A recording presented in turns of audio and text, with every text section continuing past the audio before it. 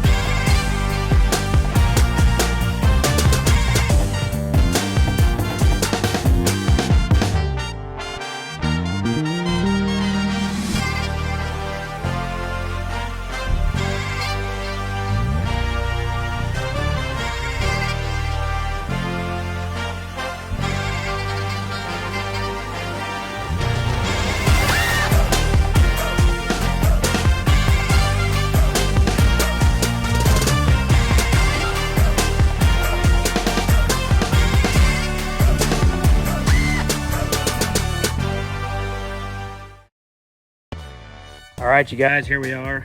1 month, 755 miles, 36.3 hours later. It's been over a month, but the mileage and what I know about it hasn't really changed. I filmed this video back on the month on the dot, but it was just wasn't in the mood to go film. It was a bad video, so I just didn't even, make it. But not much has really changed. So here we are exactly, I'd call it a month and a half now, but just for the sake of the title, it'll be 1 month, 750 mile review. But it has, in fact, been a month and a half, 755 miles. But today we're going to try and cover all the points, everything I have come to notice with this here Grizzly, what I've done to it, what I think about it, honest thoughts. And at the end of the video, I will go show you around one of my other new toys I just bought. So starting off with the price of this here Grizzly, this is the 2024 Yamaha Grizzly SE, stands for Special Ed, Special Education, Special Edition. So that's what this is. It costs $13,200 out the door. That includes my dealer installed Warren VRX 3500 synthetic rope winch. The SE for 2024 did not come with a winch, and the XTR comes with the 2,500 pound Warren winch. And on my Honda Rubicon, it's over there in the shed, I have this exact winch. And it has been abused. If you guys have seen in my videos, you just know. That winch has been extremely abused, and it's 3 years old now, and it's never given me one issue besides, a couple winch lines, whatever. But anyway, I know that's a good winch, so I went ahead and had the dealer throw that on there. They did a decent job installing it. I had to go back and fix a lot of stuff. A lot of plastic wasn't put back right and whatever, but that's typical dealer stuff. So I had the Warren winch put on from the factory. So you get 4-wheel drive with diff lock, true diff lock. In control, I really am a fan of this setup, probably better than anybody else. Besides like Honda and Suzuki, their setup's really nice as well. So probably my favorite diff lock. Nice brakes, independent, front and rear. You have 4-wheel disc brakes all the way around. Got an override button for when you have diff lock on it, limits you to I think 18 miles per hour, I want to say. So you can hold that and you can go full speed with diff lock. Headlight switch, super simple, off, on, high beam. On the Yamaha Grizzly, your low beams are LED, and your upper pod is high beam. Well, I think these actually change to high beam. These get brighter as well. But you can see there, it's a halogen pod. At first, I was like, I need to change that, but then it kind of made sense. People were like, yeah, you get a lot more flood, which I think you do. I don't know. It doesn't really bother me that much. So you get those headlights. Factory, you have this nice storage compartment right here in the center with a lot of room. Can-Am has the same thing now on their 700s, which gives you a little bit less storage, I would say, but they give you more features. They give you a nice wireless charging thing to set your phone on that's magnetic, 2 USB ports in there, so that's really nice on the Can-Am, but you still have plenty of storage nonetheless on the Grizzly. You also have this little cup right here. Put something in there, I guess. Right here is your 12-volt plug on the Grizzly. It works, does the job. Your key switch on the side. You get power steering, which in my opinion is the best I've ever felt. The new Can-Am power steering is really nice, but this is just perfect. You don't need adjustable. You have nice big steel racks, the powder coat. It was coming off there when I bought it, so I'm not sure if that was just somebody put a blemish there, but The powder coat on this rack is among some of the best I've seen, side by side with the Can-Am. Can-Am has about the similar kind of finish on theirs. This looks very nice. Good quality. Yamaha lacks in the department of quick connect features, so that's one thing about the Yamaha I don't really like, but at the same time you can make anything happen still. So this is the very old school traditional bar rack. That's what it is. So I did this here RotoPax mount. I kind of rigged it up myself, kind of used what they gave me with a steel plate I had, drilled some holes, put the mounting plate on top, and it's been working good for me. It's been on here, I don't even know, a few hundred miles, I'd say. Let me get this off here. So this is what it looks like underneath. It's not the most beautiful thing, but it's also, I mean, it's not that ugly, and you're not going to see it anyways with the RotoPax on top. I got their best water jug, and this is so that I can go further. You know, if I run out of gas, I can always fill it up with water, if you know what I mean. So the black jug, just don't use that as water to put on a fire, and you'll be just fine. It does work perfectly fine running my toxic. I definitely like the RotoPax deluxe mount here. That's a good idea. So got the RotoPax 2-gallon jug, and the reason I went with the Gen 2 versus the Gen 1, which I prefer the ability to be able to mount 2 jugs together. That's what they had, which I probably should have done that. But just the fact that the other ones didn't have a handle in the back and it would have been more annoying to use, I went with this one. So far that's been working just fine for as far as I gotta go. And maybe this summer I'll have to carry more gas, which is fine. I also have a 4-gallon fuel packs that I can rig up on here as well. So far in my experience, I get about 100 miles per tank with the Grizzly. That's pretty comparable to the Rubicon, I'd say. I think the Rubicon goes a little bit further on gas, but that's to be expected, you know, less power, less fuel. Although we all know that doesn't always stand true. More power does not always equal less fuel. So from the factory, you get these 14-inch beautiful wheels from Yamaha. You get 27 by 10, 14 Max Zilla tires all the way around. Square tire setup so you can change them. I've had these tires in the past, and they're pretty nice, actually. And so far, in 750 miles, it looks like in the front, just the shoulders here on the edges are starting to wear kind of choppy a little bit, you know? You can't hardly even tell it on video. But overall, the tires haven't even really started to wear down, I'd say.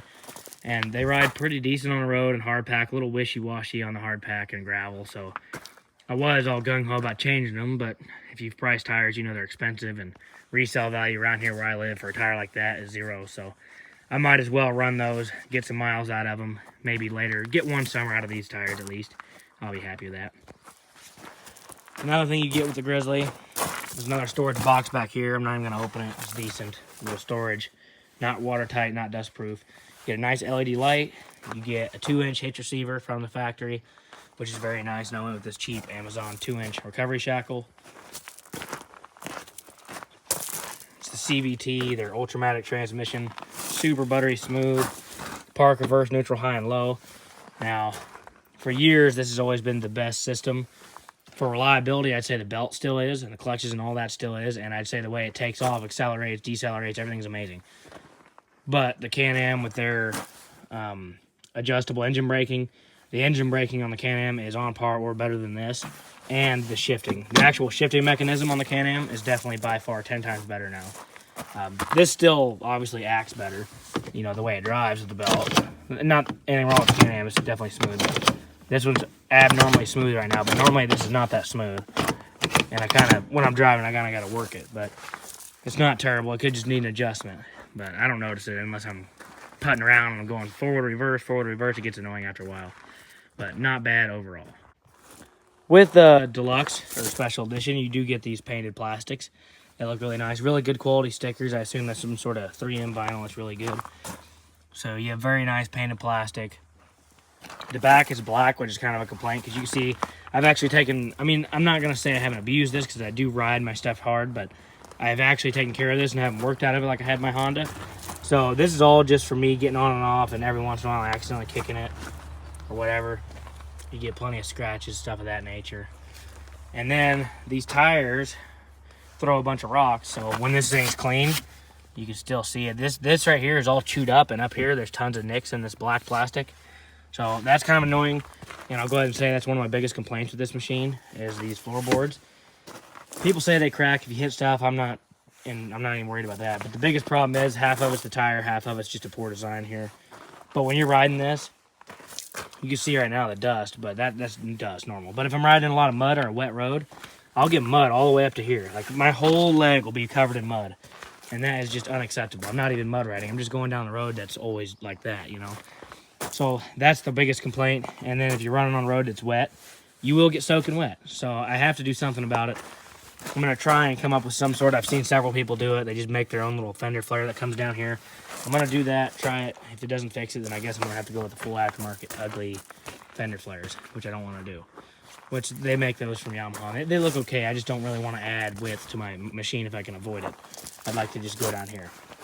Also, when I go with a more tire or a mild tire, it might help it too. But either way, that right there is for sure my biggest complaint. Getting covered in water and dust every time I ride. The fit and finish on the Grizzly is arguably questionable nowadays.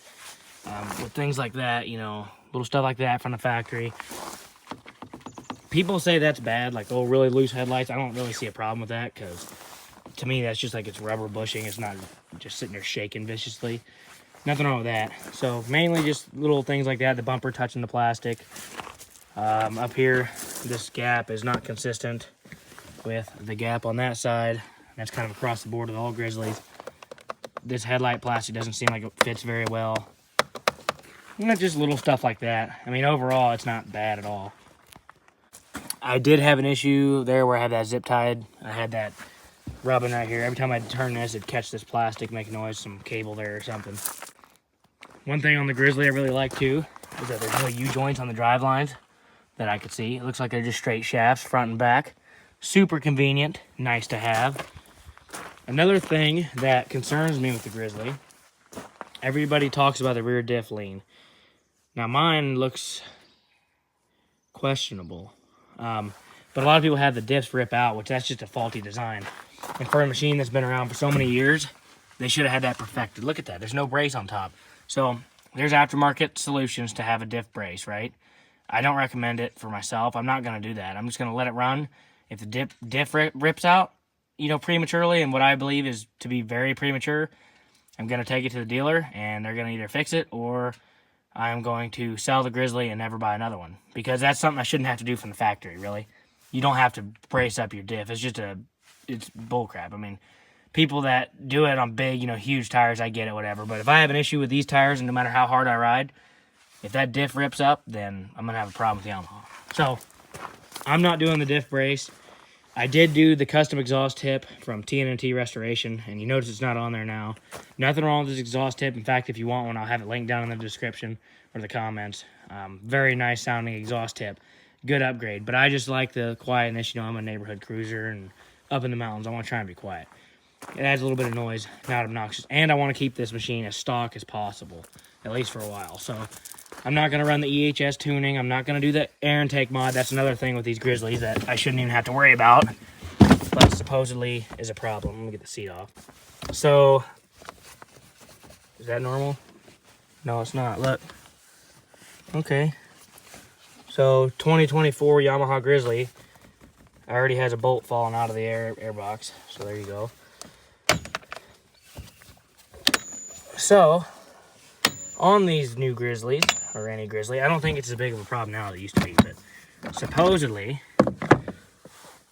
dust, look at that, what's wrong with that? How's that gonna ever happen?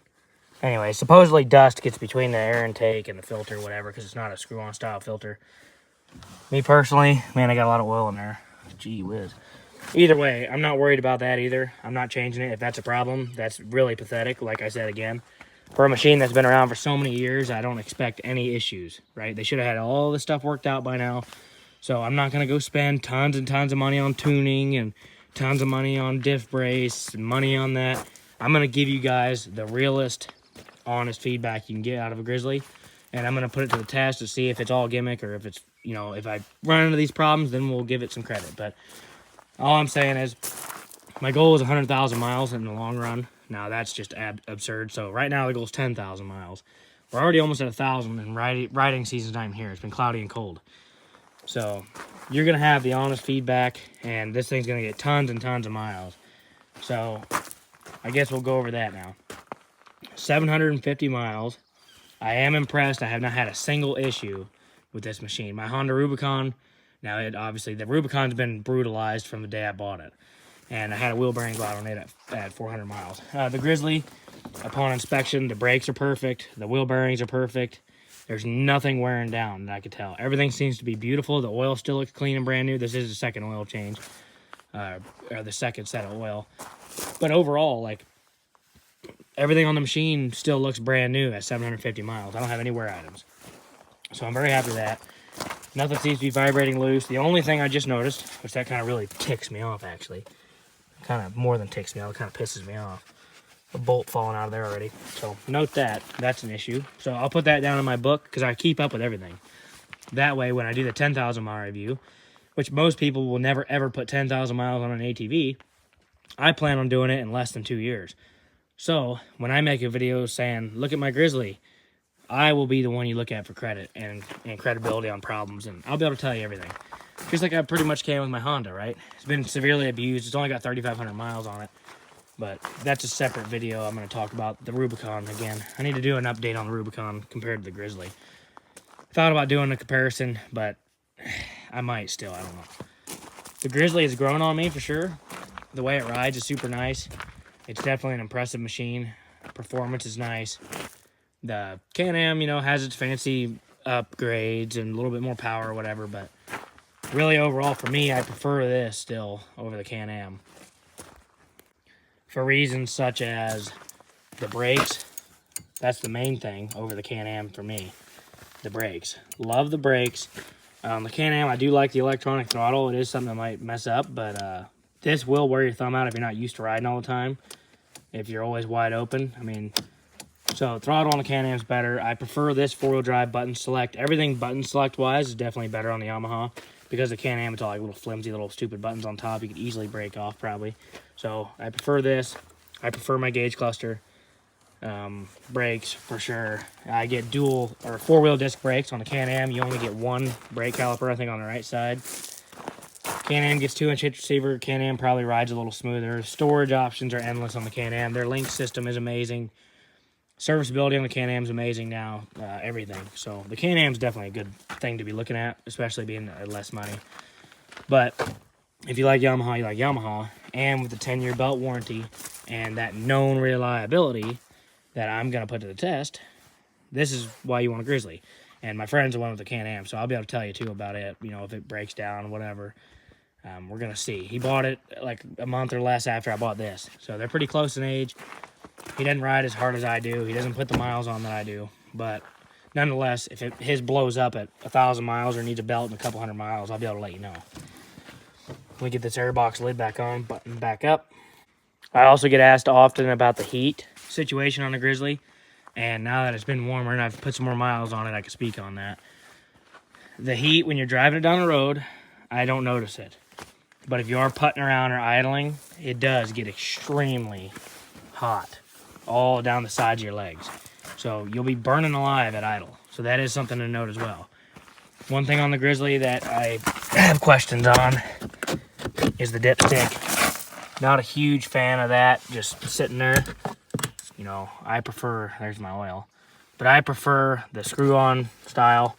I don't know what the Can-Am has, but the Honda with the threaded dipstick seems better, especially if you do dunk it, which that's not that high off the ground, so the chances of getting that underwater is pretty likely. Probably not for me anymore, but if you do ride in a lot of water, I don't know if there's a solution for that or if that ever is a problem, but that seems like it could be a problem, not being threaded. Don't know that it is. One thing with the Grizzly, compared to anything else, is the style. Love the style. Love the looks of the Grizzly. The color options are always amazing. This color's growing on me now, the more and more I look at it. The only thing I'd change is I might actually black out the wheels or get aftermarket wheels. I might just go aftermarket, do something different. Anyways, this engine's supposed to be the most reliable in the world, so we're going to test that. This is the new Yamaha storage. I don't know if I showed this off yet or not. I just bought this, the way it mounts, you know, compared to Can-Am's Lynx and Honda's Pro Connect, whatever they call it. It's not, you know, quick attach, but it does mount very nice. All this, see, it's like sitting on every bar of the rack, so it's sitting there really good. And then these bolt into their own mounting butt plate with a piece of rubber between the plastic and the steel.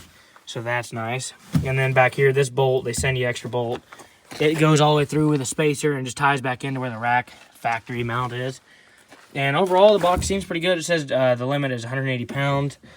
I prefer a flat bottom. I might try and do something in here just to make it flat, like a piece of rubber, so stuff doesn't get stuck down in these holes. There is a drain plug. This is a Yamaha box. I think I got it on Partzilla or something like that. You can lock it. The rubber handles. We'll see how long it lasts. I do like the design of it. It looks good and sleek. It's not too bulky, which I really like. Nice cup holders right here. You know, they'll fit small 12-ounce cans just fine. Everything like that. One thing with the Grizzly is the belt does make a lot of noise. Intake, induction noise. Not terrible. The Honda makes a lot more chatter and stuff with its system. What else can I talk about? Oh yeah, fuel tank. Love the fuel tank location. Wish it held a little bit more fuel. Because like I said, I don't go quite as far as I do with the Honda. Because I'll show you everything up in here if you're new to a Grizzly. You have your mode here that shows you your odometer. Oops, sorry, I had it backwards. You have your select button in the center that shows your odometer, trip 1, trip 2, your service meter, I guess. Yeah, that's your miles since last oil change, and odometer. Then over here you have mode, shows your voltage, engine oil temp. I guess that's engine oil, might be cooling, I don't know. Clock, your hours, and your volt. So you get that information. It's not a crazy amount of information, but it's all you need. You get fuel gauge, EPS, high beam, battery light, temp sensor, engine light, and then you have all your gear select indicators right here, which is really nice. And then when you have diff lock on, or four-wheel drive, that comes up. Diff lock does that, and it blinks, and I think it quits blinking. Yeah, it definitely quits blinking once you get going. And I'll show you that now. One thing with this Yamaha diff lock, like I was saying earlier, I think this four-wheel drive actuator and this front diff and the diff lock is definitely better than anything else I've ever seen in my life. On the Honda, you know, it's got to spin a few times. It'll eventually lock the diff. This thing, I swear, is instant. Like, no hesitation. The four-wheel drive is always instant, and it's just amazing. So the front diff, four-wheel drive, and all that's amazing. That's one thing to note, too, on the Can-Am. My friend's Can-Am, we're going up the mountain, you know, we're riding like 8 inches to a foot of snow. And that's hard on these belts. That's one thing I really enjoyed testing was basically higher range, four-wheel drive, wide open throttle for 15 minutes, you know. And no problem with the belt, nothing. Neither the Can-Am or the Grizzly. But on the Can-Am, we did notice a lot of front-end chatter. I'm not sure what it was, the diff or whatever, but you noticed it. And then when the machine was brand new, even just accelerating really fast in four-wheel drive, you'd hear like a weird thump every time you get on it, and then it'd go away. And then, yeah, the snow, you just hear a lot of chatter in the front end, so the Grizzly in four-wheel drive definitely feels more planted than the Can-Am. Now, the Can-Am feels fine, but you just don't get any of that chattering noise. So the quality of the Grizzly, I'm getting more and more impressed. It's starting to grow on me a lot. I'm really enjoying it. And I'm excited to put a bunch of miles on it. You know, I'm getting it set up the way I want it. One thing, that chainsaw mount that Can-Am makes, that links, now that seems sweet. But here's my plan. Hear me out. I might just get a Lynx, right? Or a chainsaw mount. I might get a plate custom made to fit this here triangle with a Lynx quick connect, and then put the chainsaw. I think that Lynx will fit down through here.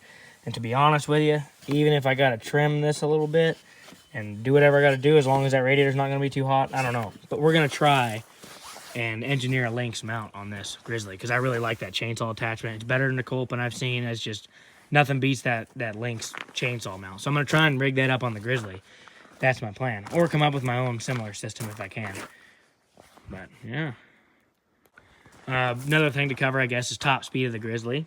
Now this video I'm gonna try and remember and cover everything I can. The top speed of the Grizzly, I've had it to 62 on flat ground and 64 downhill, and that's like way past the rev limiter.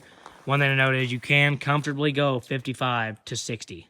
Maybe not comfortably, you're gonna be wide open, but you can comfortably do 50 to 55 and not feel like you're hurting a machine. It's very nice. Compared to the Honda, anything over 35, you feel like you're really stressing it out. So that's one thing really nice about the Grizzly. The Can-Am, I think, goes 68, 69, so a little bit faster. You will have a little bit more acceleration with the Can-Am, a little bit more power. Overall, it's just more power. It's only a 650. This is a 686, but Can-Am obviously had to compete with the Grizzly, so they're going to make it better in most ways. What else can we talk about here? The frame on the Grizzly seems really thin, but I haven't really heard any issues of people having issues out of the frame. I haven't seen anything about that. But if you look at the Honda or the Can-Am, they're both like the frame is way thicker and beefier than this here Grizzly. These are ODI Rogue lock-on grips for anybody wondering. I think they discontinued these because now they have like the 2.0, which I haven't seen the version yet. But I'd like to see them because I don't know. But I did these grips. They're not heated. They're not able to be heated that I know of. So these are just basic, cheap ODI Rogue lock-ons. Comfort of the Grizzly, I got used to it more. But at first, going from the Grizzly to the Honda, from the Honda to the Grizzly, it was noticeable that suspension-wise, the Grizzly's probably better. But the seat and floorboards on the Honda are my preference. Now, some people like this floorboard. I like the deep floorboards on the Honda. I think I've come to really like these too. But the seat on here is definitely not as soft, and it doesn't have a latch. So I don't think it's ever going to blow off or have an issue. It might break in, get softer. We'll be sure to see. Oh, I didn't mention the shifter. This is a custom billet aluminum Grizzly shifter from AD Clutching. I'll have that linked in the comments or description as well. Go get yourself a shifter. They're pretty nice and not terribly expensive. I have had issues also. I don't know if it's really an issue or if it's my fault. I don't think I've done anything to cause it, but it first happened when I took it in for the first service. Or no, they didn't do the first service. What was that? No, I did that. It was the winch. I took it to the Yamaha dealer in Sandpoint, and they were going to put the winch on, and the guy went to crank it up, and it wouldn't start. And that was kind of, they were probably like, oh, crap. And I wasn't concerned because I've had a Honda, brand new Honda, does the same thing, just a glitch every now and then. But this thing's doing it quite often. I did it there. It just would not start. Cycle the key doesn't change it. It still won't start. And then eventually it'll just start. I've had it crank and die a lot. I've had it take long starts, yeah. So we'll see now. It'll probably crank right up, of course. But the other day, in the morning, I cranked it up out of the shed, rode it out here because I took it to work. And it was perfectly fine. No problem. Then I shut it off when I went to crank it, and it was hard to start. It took me a while. And then when I went to leave the job that day, it did the same thing. So it's been doing it. It's not every time, but pretty consistently. It is doing that. So if anybody knows if that's like a fuel pump issue trying to happen, let me know. That was actually also a reason why I took the tip off, was because that was like, I noticed it then the worst, But I also I don't think it was the exhaust tip, because I took it off, put the stock one back on, and had the exact same issue, except probably worse. It seems like it's almost getting worse as time goes. So definitely don't know what to say about that. Don't know if it's an issue or fuel pump failure. All I can say is 755 miles. I'm impressed so far. No factory flaws I've noticed besides that screw backing out. That really ticks me off. And that other box. We got to fix that. But no problem so far. And I'm not easy on the machines, as some of you may know. Now, here's the poor Rubicon. If you guys want to see it, I will have a link down in the comments pinned for these headlights or any Honda accessories that you want. I'm actually an affiliate link with these. So go check them out. Use code JMT05 at checkout for 5% off. Beautiful headlights. They actually work really well. Very bright. Ooh, that tire needs some wind in it. But you can see I don't take care of my stuff typically. I've taken better care of the Grizzly than the Honda. Well, that tire's seen better days. And I feel like the rear suspension just gave out on me. I guess all that concrete is a little much for it. And the rear suspension of the Honda is just completely clapped.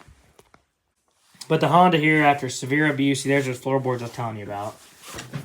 The Honda here, after severe abuse, and let's see exactly how many miles now. Now, it's got about 10% more miles than what it reads because these tires. 3493, 394 hours. Rubicon, I haven't really had, I've had a couple things going now. I got some things to address. But overall, I've been super impressed with this thing, and it's been, absolutely, terribly, horrendously abused. But we've got some issues coming up now, just little stuff. This is my VRX winch. It's actually mounted upside down on the Honda, so the actuator for a free spool is on this side, not that side. If you guys are interested in a video of the Rubicon versus Grizzly, comment down below, because I definitely want to do it. And I'll make the video good. I'll have the quality of, I'll do the racing, the everything. I'll show the diff lock, the differences. And it's not a fair comparison either, because, this is a 21 with way more miles, way more abuse. That is a 24, still fresh. But I think the Rubicon still stands a chance against the Grizzly. And I'll go ahead and put it here. I'm not going to, you know, I'll just put it pretty straightforward. If you don't care about going 50 miles an hour or 60 miles an hour, to be honest with you, I don't see any reason why you'd ever go with the Grizzly over the Honda. That's just my honest advice and input. Is if you're going to be just a slow trail rider, four-wheel drive capable, if all you're doing is putting around the farm, I think the Honda is 100% the way to go. I think it's built better. I think it's just a way better machine overall. The seat's more comfortable. Like I said, that's part of it. The comfort of this machine is just unmatched to me. Like, I don't know if it's because I'm used to it. You know, the Grizzly has some nicer stuff. Like, the diff lock's a little faster actuator. Here's that quick, just flip of the switch. Works fine. You have a kind of small gauge here, but it works. You have high and low range on the DCT here, or you can get a manual foot shift. That's one reason I guess you might want the Grizzly over this, is that belt drive is arguably more reliable than this DCT. Probably actually is. I've never had any issues. I've had a couple glitches, but I never had this thing leave me stranded. And I like the DCT. But if you're not used to it and you really want fully automatic, that Grizzly's the way to go. Because you see right now I have an electric shift program because an auto, it just doesn't know what to do. But overall, Honda, you know, works and is just fine. Cable-driven rear brake, one single disc on the drive line, dual disc brakes in the front. Here's the other toy that I haven't played with in a while. Beautiful old 88 Cosmic Gray. I bought it to play with it and resell it. Look at that odometer. It's been sitting like 2 weeks probably, at least, close to it. That's pretty good. Oh, snap. Either way, I might make a video of that oldest Honda versus this one, because this is Honda's like most legendary four-wheeler, and that's Honda's oldest most legendary four-wheeler. Oh, so now that's a subject to get on while we're at it. I know this is a Grizzly review, and I hope you guys are enjoying the video so far. I'm just trying to spill out as much information as I possibly can. I know this isn't a 5-minute adrenaline rush video, but I'm here to give you information if you want it on the Grizzly and other general information. I will say this. Honda discontinued the Rubicon in 24, and if they make a 700, and I mean it, if they make a 700 that's not mediocre like the Rubicon was, if they put some fresh new like Talon mixed with Rubicon, mixed with beefy, mixed with sharpness and rugged and durability, if they make something that looks good and sports either a, I don't know, I really want to see a 6-speed DCT. If they do the 6-speed DCT or even a CVT, I don't care what you say, but I kind of like CVTs. If they do that, you best believe I'll have one sitting here as soon as possible. Like, I will order it. I'll definitely get it from my dealer in Honda of Shelby, North Carolina. I'm all the way out in Montana, but that dealer is worth it to me. I mean, they're just, if I'm buying a Honda, I'm driving to North Carolina, I'm picking it up. I don't care. Hands down, best dealership I've ever experienced. So if Honda makes that big bore, that new 700 or whatever, something like that, I've seen some leaks. You know, it's probably all just BS, but I've seen Rubicon 700 leaks. So if they do that, they keep that similar design there and put a 700 under it that has equal or more power than this. I'd like to see more power. I'm not settling for anything less. If it's anything less than this, I'm not doing it. This is borderline. You know, I'm happy with the power of the Grizzly. It's got the low and mid-range torque really good, but high range, like up in the high speed and stuff, it doesn't really pull that hard. I maybe should have went with an 850 or something, you know, Can-Am, but I went with this because of the bulletproof reliability of the Yamaha. So far, it's been reliable. I'm going to be sure to test it out and see. But if Honda, boy, I'm telling you, they give me some upgraded LED headlights from the factory, a bigger pod, looks similar to this. They put the nice, better brakes in the back. They do the updated styling of the 700, the 6-speed DCT. I'm going to be all over it. All over it. I've always been a Honda guy.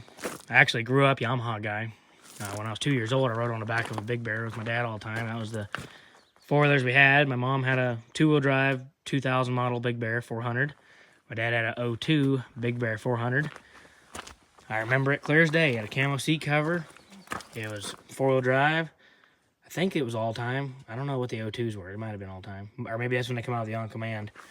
Because it also had, or on-demand, I mean, it had the speedometer and all that on it.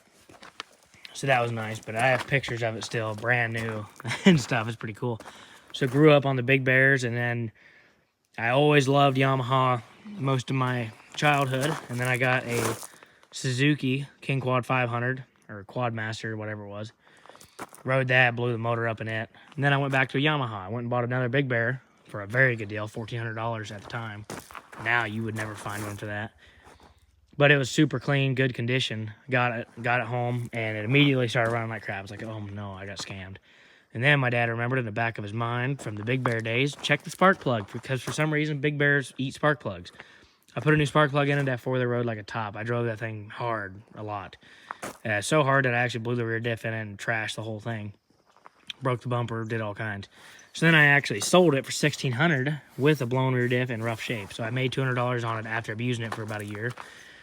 And then I got a brand new 2018 Yamaha Kodiak 450. Or maybe between there somewhere. I also had a Kodiak 400 two-wheel drive. Pretty good machine. I liked it.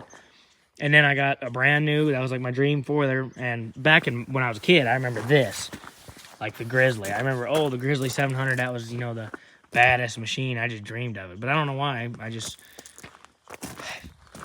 forgot about it almost. But anyway, I went and got a Kodiak 450. Brand new, like in the end of 17. Back when the 18s were pretty fresh, that first new year. My brother got one, my mom got one, and I got one. We all actually went and got one at the same time. My brother still has his. He's got just under 3,000 miles, and that four-wheeler's been abused like no other. I'd actually like to do a review on it whenever I go back east to visit. It's completely destroyed, horribly destroyed, and it's still running. It's had some issues, you know, but nothing major, so I would deem it as impressive, to say the least. Very impressive machine, for sure. And then mine was a horrible lemon. Immediately 98 miles, U-joint, and then axle, then what else happened? I had leaks. I had just an endless array of issues with my 450. And I sold it with 400 miles on it for like $4,000. Had to get rid of it. And then that was when I bought the Rancher 420, a 2018 model, or it might have been a 17 model left over. Anyways, I went to the Hondas, and then I fell in love with the Hondas, had 3 Rubicons, and that's why I kind of got soured out of the Yamaha. And then my mom's Yamaha also blew the motor at 100 miles.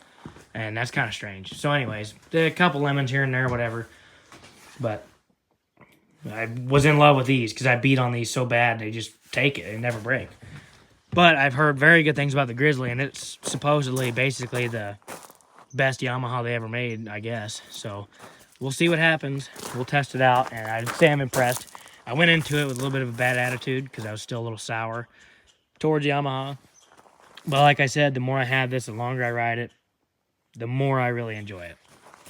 So if you bought a Grizzly, you didn't go wrong. If you bought a Rubicon, you didn't go wrong. And if you bought a new Can-Am 700 Outlander, you really didn't go wrong as long as it's not reliable. Honestly, I'd say out of the 3, that's your best pick is that new Can-Am. If it's reliable, I say. And really the best thing you do is try and get your hands on all 3 and ride them. Because for me, I really like the sportiness and the feel of this compared to the Can-Am. The Can-Am kind of feels like you're just in a boat, like you're driving a wave runner. It's just smooth, weird feeling. But this is definitely more torquey and probably not as comfortable. And for just trail riding and stuff, that Can-Am is really oriented nicely. This is kind of a sporty mix of the two, which I like. The Rubicon, I love. The handling, everything on it's perfect. Really love the Rubicon. But, man, it's just too slow. I just can't handle it. And it's kind of funny. Like, it used to not bother me. But now, after riding the Grizzly for so long, whenever I get on the Rubicon and take it down the road, I think there's something wrong with it. I seriously do. I'm like, is this really all this has or something wrong with it? So, I don't know. Anyways, needs some TLC. I'm going to pull it out here, get that concrete off there. Freaking A. Air up the tires. I got a set of brand new stocks from it still sitting back there. Might should put those back on. Might do a series on YouTube of actually working on these, kind of like the old 3D machine style videos back in the day when he was popular. Make a video of me actually just working on this thing. I need to tear into it. I need to do that axle, the wheel bearings. I have those here somewhere over there in that bag. Wheel bearings, brakes, CV axle, rear output or rear drive shaft seal going back of the engine could probably be done. New bumper, new rack. I'd like to get new plastic, but there's a point where you kind of just got to stop. So I'm probably not going to get too crazy into the cosmetics because it's just is what it is, right? I'm just going to fix the stuff that's wrong with it and not worry about the looks. That's what I got that for. The Grizzly. Best looking machine in the world. Also, if anybody has any advice on how to grow grass, greatly appreciate it. I planted like $500 worth of garbage. Done everything I could. no grass. Anyways, that's enough of me rambling on for one day. If you guys enjoyed the video, please leave a like and subscribe. Comment down below the type of content you'd like to see with this Grizzly. I'll be sure to do some riding videos. I'm going to do a lot more update videos on it because, like I said, the goal right now is 10,000 miles. So I'll probably post an update, not this long, but I'll post an update every 1,000 miles probably. So even in another 250 miles or really soon, I'll do the 1,000-mile review, you know, and it's going to be short and sweet. 2,000, 3,000, 4,000, 5,000, so on and so forth. And I'll keep you updated with every little thing that's ever went wrong, everything I do to it, and whatever. So we'll see you in the next one. Leave a like and subscribe. Thanks for watching.